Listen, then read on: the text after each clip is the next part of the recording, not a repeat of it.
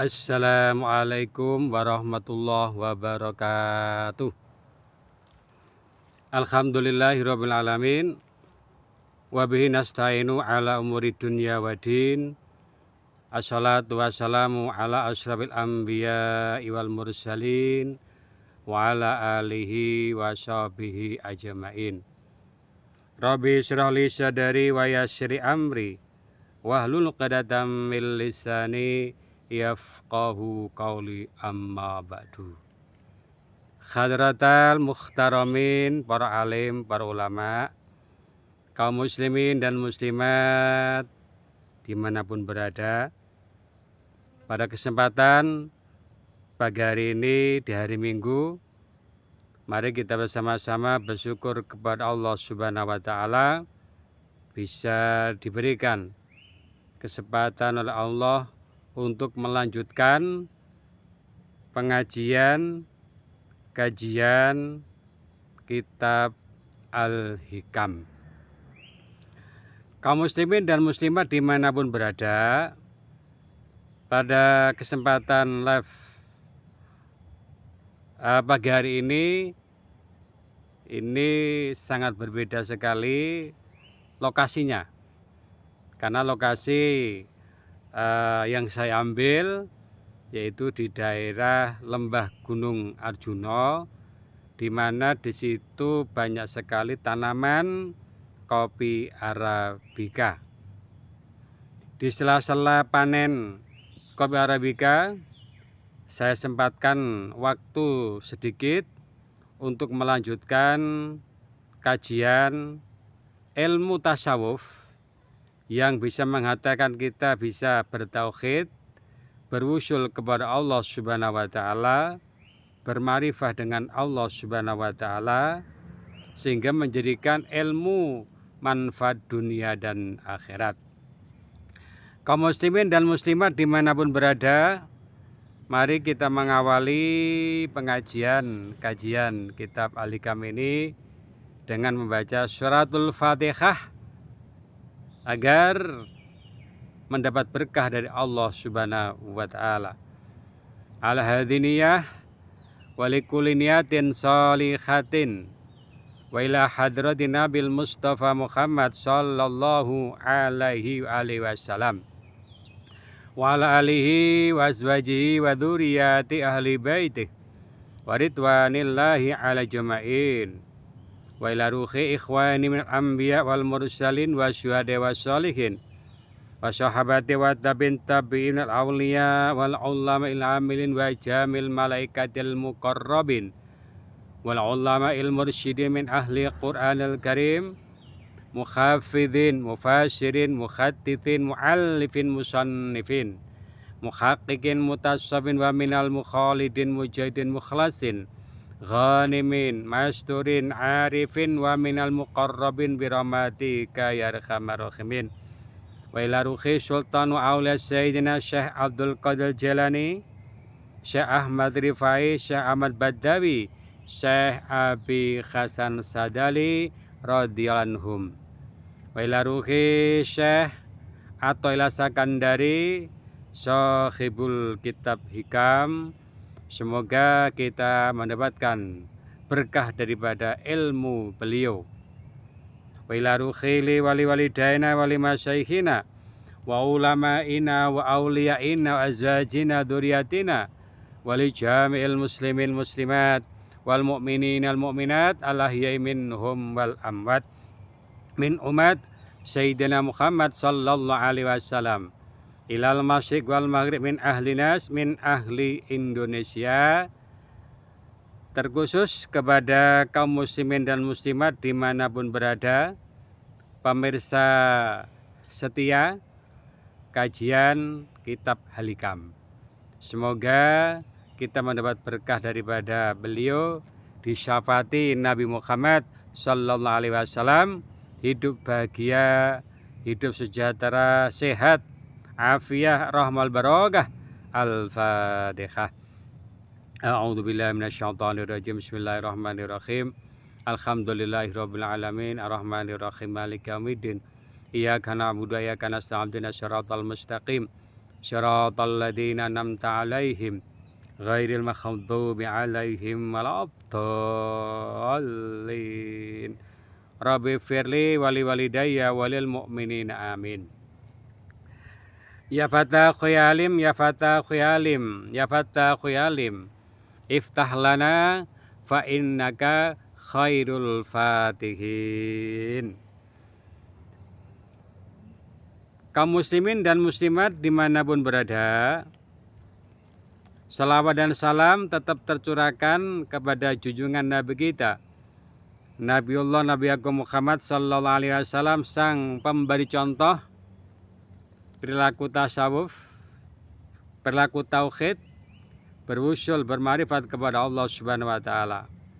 Dialah Nabi kita, Nabiullah Nabi Agung Muhammad Sallallahu Alaihi Wasallam. Berkah syafaatnya semoga kita mendapat pertolongan dari Allah Subhanahu Wa Taala sehingga kita berhasil berusul, bertauhid, bermarifat kepada Allah Subhanahu Wa Taala. Kaum muslimin dan muslimat dimanapun berada, mari kita mulai. Wa qala musannifu rahimallahu wa nafa'ana bi ulumi amin ya rabbal alamin. Alam taro anna ta'arufa huwa murudu alaika wal a'malu anta muhdiha ilaih wa aina ma tuhdihi ilaihi mimma huwa muridu ilaik. Alam taro ana ta ora weruh sira ana ing satuhune Allah, ana ing satuhune, ya, ana ing satuhune anta arufa ngaturake kana guruhan wa uta Allah iku muridu maringake Allah ing ata'aruf alika ing atase sira wal a'malu lan utawi pira-pira amal iku anta utawi sira iku muhdiya ngaturake sira ing amal ilahi maring Allah. Wa aina lan iku ana endi ma tuhdihi kedudukane utawi barang kang ngaturake ilahi sira ing ma mim ilahi maring Allah, mimma bayane barang muriduhu utai Allah iku muriduhu iku maring Allah ilaka ing ma ilaka maring sira. Jamaah kaum muslimin dan muslimat dimanapun berada, itu bacaan dengan menggunakan bahasa Jawa sudah kita baca bersama-sama. Kita akan membaca kembali menggunakan bahasa terjemahan Indonesia, tapi dibaca per suku kata. Agar apa? Agar mudah dipahami. Bismillahirrahmanirrahim. Arti Bismillahirrahmanirrahim. Alam taro, ya, tidakkah engkau melihat bahwa sesungguhnya at-ta'aruf pengenalan atau marifat, huwa itu muridu yang dia kehendaki, wa amalu dan amal-amal anta engkau ilaihi kepada Allah, wa aina lan di mana atau bagaimana ilahi kepadanya mimma dibanding sesuatu huwa dia muridu yang mendatangkannya ilaihi kepadamu. Ini makna, ya, makna setiap suku kata. Nah, makna atau arti secara kalimat yang sudah disampaikan oleh Syaikhullah Sakandi adalah di dalam bahasa Indonesianya, tidakkah engkau melihat bahwa pengenalan marifat kepada Allah adalah kehendak Allah kepadamu. Sedangkan amal-amal adalah sesuatu yang engkau hadiahkan kepadanya. Maka bagaimana mungkin hadiah yang engkau persembahkan kepadanya dibandingkan dengan karunia yang dia limpahkan kepadamu. Maka itu tidak mungkin, ya, tidak mungkin. Karena apa? Anugerah Allah itu lebih besar daripada amal ibadahmu. Amal ibadahmu itu tidak akan bisa merubah qada iradahnya Allah. Karena apa? Semua tergantung dengan anugerah Allah. Kaum muslimin dan muslimat dimanapun berada, sesungguhnya orang yang dikehendaki untuk mengenal Allah itu adalah orang khusus. Belum tentu loh, belum tentu orang yang ahli ibadah itu dikehendaki Allah untuk mengenalnya. Belum tentu orang ahli ilmu itu juga bisa didekatkan oleh Allah, itu belum tentu. Tapi sebaliknya, orang itu kurang di dalam ibadah, ilmunya sedikit, tapi dia istiqomah dan ilmu yang dia diyakini, kadang-kadang Allah memberikan rasa manisnya dia beribadah kepada Allah Subhanahu wa Ta'ala. Kaum muslimin dan muslimat dimanapun berada, kita akan menganalisis tentang pedoman di bab yang ke-9 ini tentang tauhid. Ibnu Athaillah As-Sakandari menjelaskan kita bisa mengenal Allah, rajin ibadah, senang ngaji, senang zikir. Semua itu adalah anugerah karunia dari Allah Subhanahu wa Ta'ala. Artinya apa? Semua itu karena digerakkan Allah. Manusia tidak mempunyai kemampuan untuk ibadah kalau tidak digerakkan Allah untuk bisa ibadah. Oleh karena itu, janganlah kita merasa bisa ibadah. Jangan merasa kita punya ilmu. Jangan merasa kita bisa melakukan apapun, karena sesungguhnya itu adalah pertolongan dari Allah Subhanahu wa Ta'ala.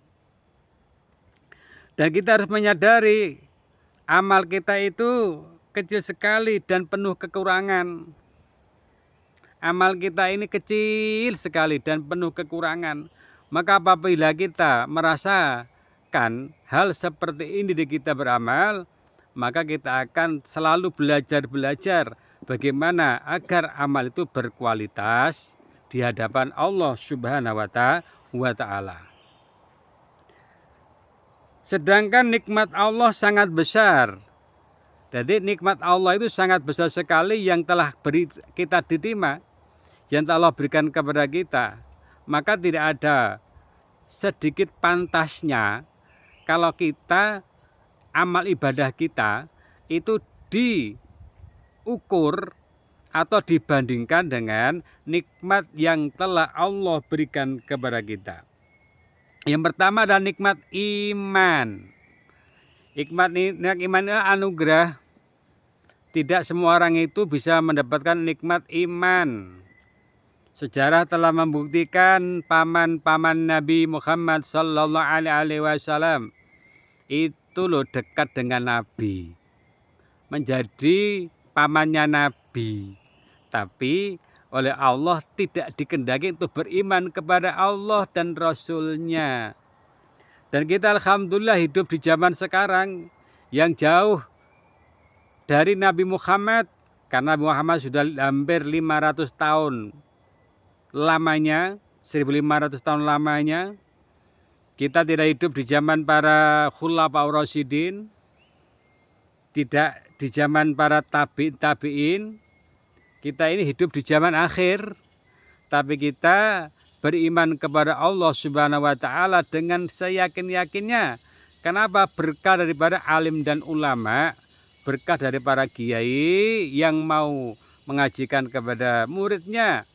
Kita mendapat berkah daripada guru ngaji yang ada di mushola kita, yang ada di tempat-tempat majelis kita, para ustadz itu. Kita harus bersyukur dengan adanya para kiai, para ustadz yang memberikan pencerahan keimanan kita kepada Allah walaupun kita tidak pernah bertemu dengan Rasulullah Shallallahu Alaihi Wasallam. Iman, maka jagalah iman dimanapun berada. Jangan sampai iman kita tertukar oleh dunia, yang dimana dunia itu kecil sekali dibandingkan nikmat iman. Yang kedua adalah kesehatan. Alhamdulillah pagi hari ini saya diberikan sehat, bisa bangun pagi, bisa melaksanakan ibadah salat subuh berjamaah, bisa berkumpul dengan keluarga, bisa tertawa, bisa tersenyum, dan akhirnya saya bisa naik ke Gunung Arjuna untuk melakukan petik kopi. Walaupun hasil kopi saat ini tidak seperti biasanya tahun-tahun kemarin, ya kita syukuri saja karena mungkin kesalahan kita kurang di dalam pengaturannya atau di dalam perawatannya sehingga kopi itu tidak begitu maksimal berbuah. Bahkan yang di bawah itu sudah hilang, nggak tahu hilangnya itu kemana itu. Kesehatan sehingga kita bisa duduk di sini bisa ngaji. Itu pun dibandingkan dengan amal ibadah kita tidak akan sepadan. Sehat bisa melihat, sehat bisa mencium, sehat bisa ngomong, sehat bisa mendengar, sehat tangannya bisa digerakkan, sehat kakinya bisa melangkah, sehat jantungnya masih berdetak, sehat ulu hatinya, sehat nafasnya, sehat lambungnya, sehat ginjalnya. Itu adalah akumulasi, ya, kumpulan-kumpulan daripada rezeki Allah, nikmat Allah yang tidak kita sadari. Maka nikmat yang Allah berikan kepada kita adalah kesehatan. Apalah artinya orang itu punya kaya raya, punya harta banyak, punya mobil melimpah, duitnya ada di mana-mana, proyeknya di mana-mana, tapi kalau tidak sehat apalah artinya? Sakit stroke, bagaimana rasanya orang sakit stroke? Karena apa? Apabila seorang laki-laki kena stroke, maka hilanglah wibawa seorang laki-laki. Karena diabetes, bagaimana kita mau makan enak? Karena apa? Kita sudah takut dengan gula darah yang ada di dalam tubuh kita. Belum lagi penyakit-penyakit kolesterol, asam urat. Itu adalah bagian dari apa? Bagian daripada penyakit-penyakit yang datangnya kadang-kadang tidak permisi, tidak assalamualaikum, tiba-tiba cekot-cekot kakinya. Kadang-kadang kepalanya pusing, ketika jantungnya berdebar, ketika darahnya naik, kadang-kadang tiba-tiba langsung sakit. Sakit, jatuh, langsung mati. Maka hadirin dari mata Allah Subhanahu wa taala, jagalah kesehatan karena kesehatan itu anugerah dari Allah Subhanahu wa taala. Kaum muslimin dan muslimat rahimakumullah dimanapun berada, kita harus senantiasa menyukuri tentang namanya hidayah. Hidayah itu anugerah dari Allah Subhanahu wa taala yang diberikan oleh hambanya sesuai dengan kehendak Allah. Tidak semua orang mendapat hidayah. Tidak semua orang mendapat pertolongan dari Allah. Dan tidak semua orang pun yang rumahnya dengan tempat ibadah itu suka dengan ibadah. Kenapa? Hidayah itu datangnya ngaget, tiba-tiba tidak ada rencana. Maka hidayah itu anugerah yang sangat besar sekali. Anugerah iman, taufik, hidayah. Itu yang perlu kita syukuri. Jangan kita abaikan. Cara mensyukuri hidayah dengan cara mengisi amal ibadah kita, menambah wawasan ilmunya, dan kita mengaji, mengikuti kajian-kajian ilmu. Jangan merasa cukup dengan ilmu yang kita miliki. Kenapa? Karena ilmu di luar sana lebih banyak, di luar kota lebih banyak, di luar daerah lebih banyak daripada apa yang kita miliki. Maka utlubul ilma walabithin, kerjalah ilmu walaupun sampai negeri Cina. Umur itu juga nikmat yang perlu kita syukuri. Ada orang tidak diberikan umur, bayi yang masih dalam kandungan,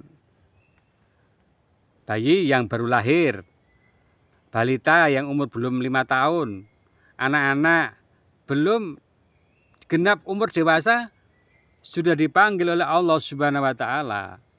Itu artinya apa? Menandakan bahwa Allah sudah berkehendak tidak memanjangkan umurnya. Dan kita pun yang alhamdulillah yang masih duduk di sini, yang masih setia mendengarkan pengajian-pengajian tasawuf, itu diberikan umur yang berkah. Umur saya saat ini sudah mencapai mau 45. Nah, banyaklah kenangan-kenangan yang baik ataupun yang buruk yang harus kita tinggalkan. Kita akan menuju fase-fase yang lebih tinggi lagi. Karena umur di atas umur 40 itu kalau kita tidak dewasa berpikirnya, beragamanya, maka kita akan kehilangan arah sampai tua. Maka umur perlu dijaga. Umur itu anugerah dari Allah Subhanahu wa taala, tapi kita bermohon agar umur kita itu berkah. Bukan umurnya panjang tapi untuk maksiat. Lebih baik umurnya sedikit tapi penuh dengan amal dan ibadah daripada diberi kesempatan umurnya banyak, umurnya panjang tapi ahli maksiat. Sama juga dia sedang menumpuk dosa atau menabung dosa. Nikmat selanjutnya adalah ketaatan. Ketaatan kita kepada Allah Subhanahu wa taala. Kesempatan taat.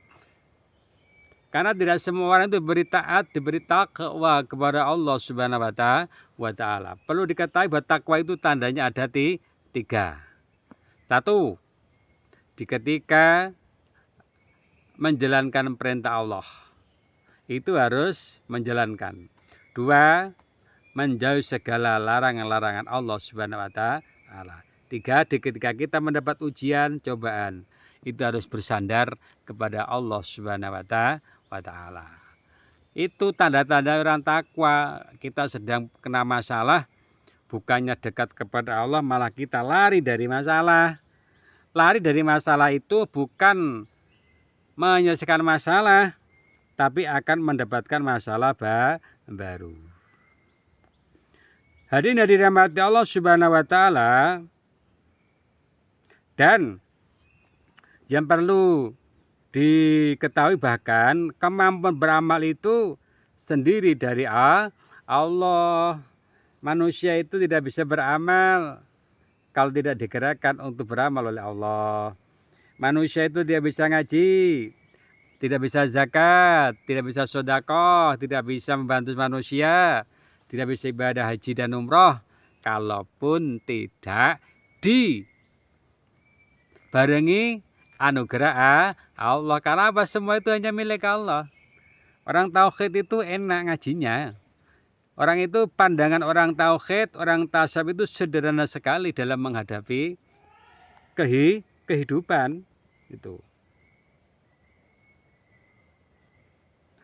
Jadi jangan sampai sombong karena ibadah. 2. Merasa paling suci. 3. Merasa amal kita besar di hadapan Allah. Karena hakikatnya kita beramal dengan pertolongan Allah. Kita perlu, sejarah telah membuktikan iblis atau namanya Azazil dulu sebelum dia diusir di surga, dia itu ahli ibadah. Sebelum diusir, Azazil itu 2000 tahun beribadah kepada Allah dan penuh ketaatan. Tapi ketika Allah menciptakan manusia namanya Adam, ketika para malaikat dan malaikat makhluk yang lainnya diperintah untuk sujud, untuk menghormati Adam, tidak mau. Karena apa? Merasa Adam itu manusia kemarin, anak bau kemarin. Azazil merasa dia itu lebih dulu hidup, lebih banyak amal ibadahnya. Kenapa aku harus berhormat atau bersujud kepada Adam? Karena Adam saja sudah diketahui diciptakan dari saripati tanah. Lah aku diciptakan Allah dari saripatinya api lebih mulia daripada aku. Hanya karena kesombongan ibadah itulah yang tadinya Azazil menjadi iblis. Iblis itu dikatakan ablasa, tahu, kebablasan. Apa kebablasan? Tidak mau menundukkan hormat kepada Allah untuk mengikuti perintah Allah, sujud dan pasrah kepada Allah. Tapi apa? Tidak mau melanjutkan hormat kepada Nabi Adam. Akhirnya Adam pun hidup di surga dan iblis pun atau Azazil itu dikeluarkan dari surga, otomatis namanya berubah menjadi iblis. Kaum muslimin dan muslimat yang dirahmati Allah Subhanahu wa taala. Analisis hikmah ini menganjurkan sifat, kita menghancurkan sifat satu, ujub, bangga diri. Kita tidak boleh merasa paling wah, paling wow, paling banyak ilmunya, paling tasawuf, paling hakikat, bahkan paling makrifat pun kita tidak boleh, walaupun sudah ada kedekatan kepada Allah Subhanahu wa taala. Kenapa? Karena ujub dan bangga diri itu bagian daripada nafsu yang akan merusak semuanya. Yang kedua, tidak boleh pamer. Pamer di dalam apapun, berpakaian, bersuara, berjalan, berpenampilan, tidak boleh pamer. Beribadah. Kenapa? Segala sesuatu yang dipamerkan bukan karena mencari ridha Allah, maka nanti ketika kamu mati, maka kamu disuruh Allah untuk mencari siapa dulu yang memuji kamu. Waktu kamu beribadah, cari orang itu, bukan cari kepada saya.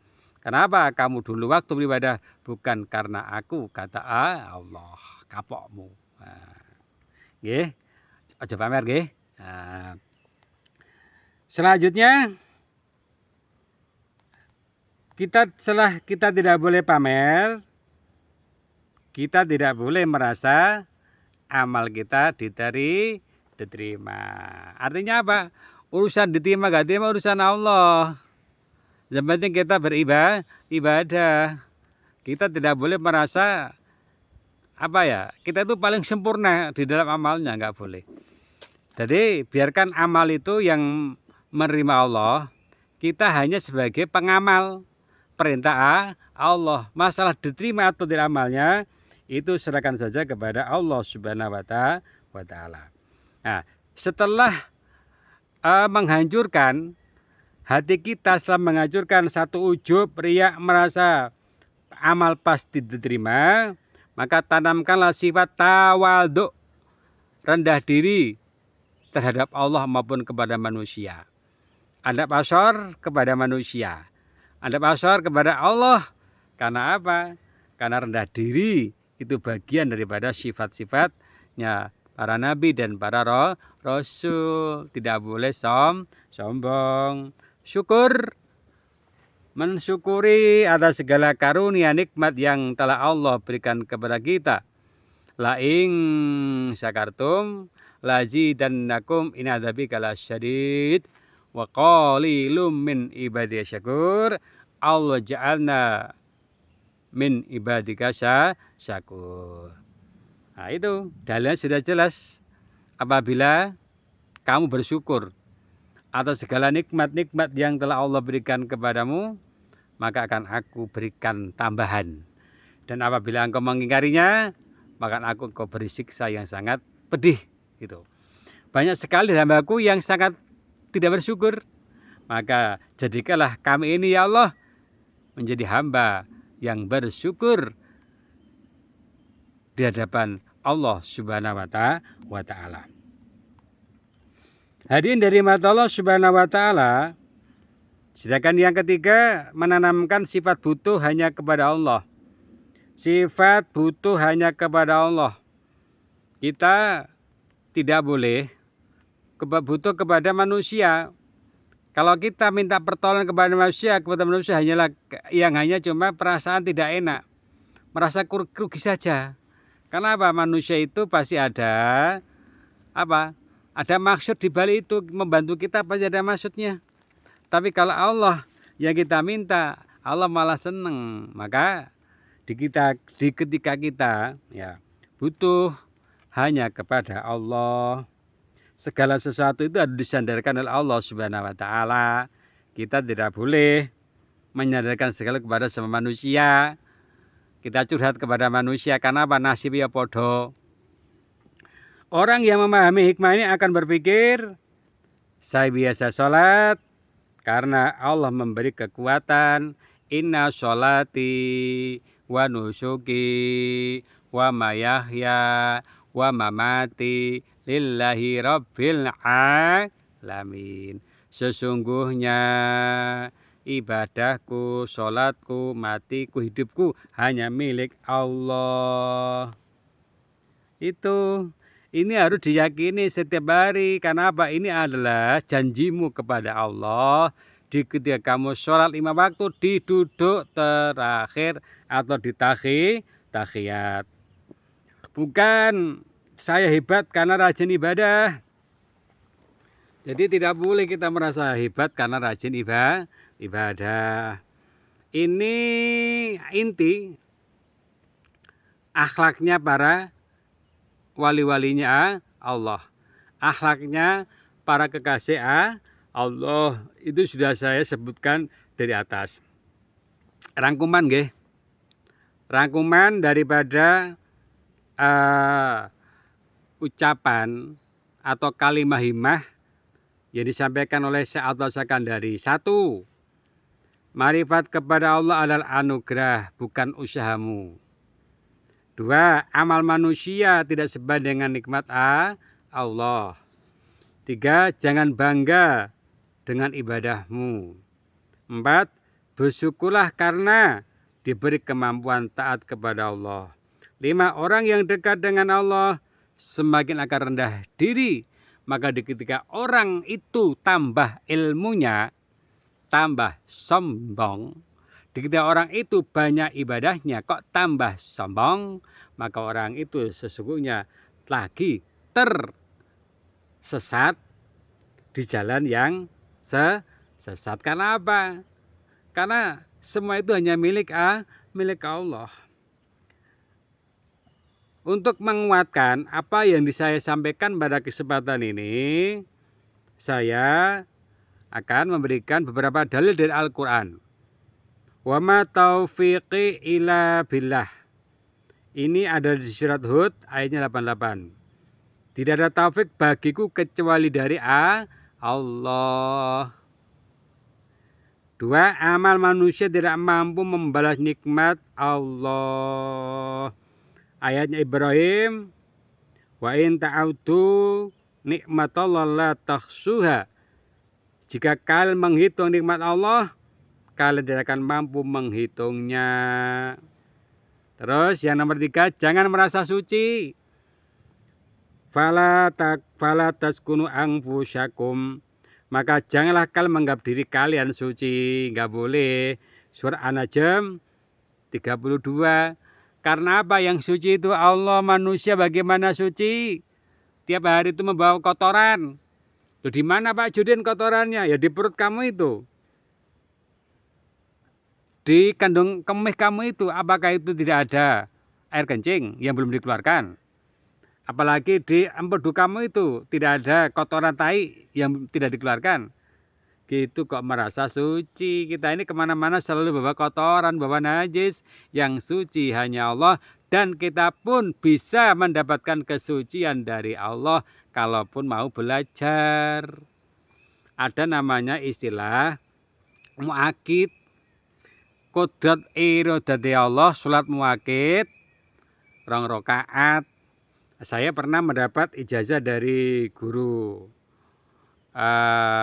spiritual atau guru thariqah di daerah Jombang, namanya Mbah Plandi. Namanya Mbah Plandi itu mengajarkan kepada saya agar hatimu suci, agar semua suci yang ada dalam dirimu yang Allah berikan kepadamu, maka sholatlah muakid. sholatnya 6 rakaat. Nah itu 6 rakaat membaca Al-Fatihah. Rakaat pertama Al-Ikhlas 10, rakaat kedua Al-Ikhlas 20. Salam. Sholat lagi. Rakaat pertama Al-Ikhlas 30, rakaat ketiga 40. Salam lagi. Sholat lagi. Rakaat pertama setelah Al-Fatihah baca 50, rakaat kedua Al-Ikhlas 6, 60. Itu dilaksanakan sampai sekarang. Yang tujuannya apa? Agar kita ini mendapat barokah dari suratul Fatihah atau dan surat Ikhlas, karena surat Ikhlas adalah tauhid. Artinya apa? Supaya kita ini disucikan oleh Allah Subhanahu wa taala, ruh kita. Kalau jasmani kita tidak bisa suci, tapi ruh kita, karena itu bagian pancaran daripada ruhnya Allah, itu bisa suci. Kenapa kok kita ini tidak bisa seperti itu? Karena kita terpenjara. Dipenjara ruh kita oleh nafsu-nafsu dunia. Yang seharusnya kita itu bisa terbang mencari anugerah Allah, tapi terinjak-injak oleh nafsu amarah, syufiyah, lawamah, dan mutmain. Nah, hadis yang perlu disampaikan, Rasulullah bersabda, tidak ada seorang pun yang masuk surga karena amalnya. Para sahabat bertanya, termasuk engkau wahai Rasulullah? Beliau menjawab, termasuk aku, kecuali bila Allah melimpahkan rahmatnya kepadaku. Hadis riwayat Bukhari Muslim. Maknanya amal penting, tetapi yang menyelamatkan adalah rahmat Allah Subhanahu wa taala. Menurut Atwala Sakandari, orang arif tidak melihat amalnya, tapi melihat karunia di balik amal itu. Imam Ghazali juga menyampaikan pendapatnya di dalam kitab Ihya Ulumuddin, orang yang merasa amalnya besar, ia belum mengenal kebesaran Allah. Junaid Al-Abadadi beliau berkata, syukur yang sejati adalah engkau melihat nikmat itu dari Allah, bukan darimu. Nah ini. Hadirin yang dirahmati Allah Subhanahu wa taala, kita akan membawakan beberapa contoh dalam kehidupan sehari-hari. Satu, orang rajin ibadah. Ada orang rajin ibadah lalu merasa lebih baik dari orang lain. Hikmah ini mengingatkan siapa yang membangunkan dia malam, Allah. Siapa yang memberi hati ingin ibadah, Allah. Siapa yang memberi kesehatan, Allah. Semua jabatan Allah. Maka ia harus semakin rendah hati di ketika semakin rajin ibadah kepada Allah. Dua, contoh kedua adalah bisa mengaji. Seseorang mampu membaca Al-Quran setiap hari. Padahal banyak orang matanya siat tapi tidak mau membaca. Punya waktu tapi lalai, berarti kemampuan mengaji adalah karunia Allah. Contoh yang ketiga, bersedekah. Jangan bangga dengan amalmu, sebab kemampuan beramal pun adalah pemberian Allah. Orang kaya bersedekah besar, tetapi harta dari Allah, rezeki dari Allah, hati dermawan juga dari Allah, maka tidak pantaslah kalau orang dermawan, orang kaya itu merasa bahwa dia bisa beramal, karena sesungguhnya yang memberi gerakan Allah. Hadirin yang dirahmati Allah Subhanahu wa taala, sebagai penutup di kajian tasawuf kitab Al-Hikam di lembah Gunung Arjuna di kebun kopi Arabica, maka saya akan menyampaikan beberapa untian kata mutiara yang menyentuh jiwa kita. Satu, jangan bangga dengan amalmu, sebab kemampuan beramal pun adalah pemberian Allah. Dua, orang yang mengenal Allah akan malu membanggakan ibadahnya. 3. Semakin dekat kepada Allah, maka akan semakin ia kecil melihat dirinya. 4. Amal adalah hadiah kecil darimu Allah, sedangkan nikmat Allah tak terduga. Jadi amalmu adalah hadiah kecil, sedangkan nikmat Allah tak terhingga. Tanda diterimanya amal adalah lahirnya rasa tawadhu, bukan kesombongan. Alhamdulillah. Kaum muslimin dan muslimat dimanapun berada, saya kira cukup kajian pada pagi hari ini di hari Minggu, di sela-sela petik kopi, karena saya akan melanjutkan rutinitas sebagai manusia lah.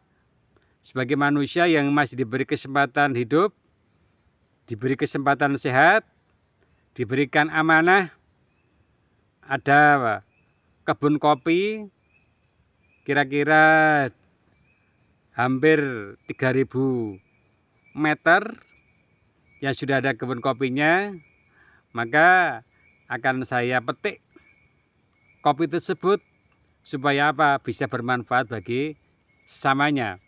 Bisa menghasilkan income yang halal dan barokah. Semoga kajian tasawuf bertauhid dengan menggunakan rujukan kitab Al-Hikam, buah dari Syekh Abdul Sakandari, di bab yang pertemuan yang ke-9, di bab yang pertemuan yang ke-9 bab. Nah, kita tidak boleh merasa bahwa amal ibadah kita ini bisa menjadi kita marifat kepada Allah. Tidak. Tapi marifat itu anugerah dari Allah Subhanahu wa taala, sedangkan amal ibadahmu atau amal ibadahku itu hadiah kecil yang diberikan kepada Allah. Semoga ada manfaatnya bagi kita semuanya. Semoga Allah berkenan mengampuni kekurangan dan kekilapan, kesalahan kita, dosa kita, dan hati kita senantiasa dibersihkan oleh Allah Subhanahu wa taala, sehingga apa? Kita mampu bertazkiyatun nufus, selalu belajar membersihkan hawa nafsu kita, sehingga apa? Ruh kita ini bisa suci seperti ruhnya para kekasih Allah, sehingga apa? Mendapat derajat yang mulia di sisi Allah, yaitu derajat apa? Para kekasih Allah, para yang dikendaki Allah. Amin ya rabbal alamin. Bismillahirrahmanirrahim. Subhanakallahumma bihamdika astaghfiruka la ilaha illa anta astaghfiruka wa atubu ilaih. Subhanakallahumma bihamdika la ilaha illa anta astaghfiruka wa atubu ilaih. Subhanakallahumma bihamdika astaghfiruka wa atubu ilaih. Saya akhiri, wabillahi taufiq wal hidayah wa ridha wal inayah. Wassalamualaikum warahmatullahi wabarakatuh.